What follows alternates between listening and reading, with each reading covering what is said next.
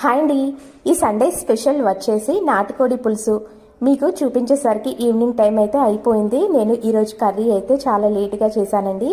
అందుకోసమే మీకైతే ఈవినింగ్ అయితే చూపించబోతున్నాను. నేను ఇక్కడ నాటుకోడి పులుసు చేసుకున్నానండి. నాటుకోడి పులుసు అంటే ఇష్టపడని వాళ్ళు ఎవరుంటారు చెప్పండి. అయితే నాటుకోడి పులుసు చేయక దాదాపుగా 2-3 మంత్స్ అవుతుందని ఈ సండే అయితే తెప్పించుకొని ఇలా సూపు కర్రీ అయితే ప్రిపేర్ చేసుకున్నాను.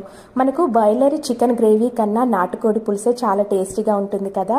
మళ్ళీ మనకు జలుబు లేసినప్పుడు కానీ నోటికి రుచిగా అనిపించినప్పుడు ఎక్కువగా ఈ నాటుకోడి పులుసు తింటే మనకు నోటికైతే టేస్ట్ వస్తుంది కదా. ఎంతమందికి నాటుకోడి పులుసు అంటే ఇష్టమో నాకు ఒకసారి కామెంట్లో తెలియజేస్తారా. ఈ సండే స్పెషల్ మా నాటుకోడి పులుసు మీకు నచ్చిందా అండి? నచ్చితే లైక్ చేయండి, షేర్ చేయండి, సబ్స్క్రైబ్ కూడా చేసుకోండి. నేను మళ్ళీ నెక్స్ట్ వీడియోలో కలుస్తానండి. అంతవరకు బాయ్.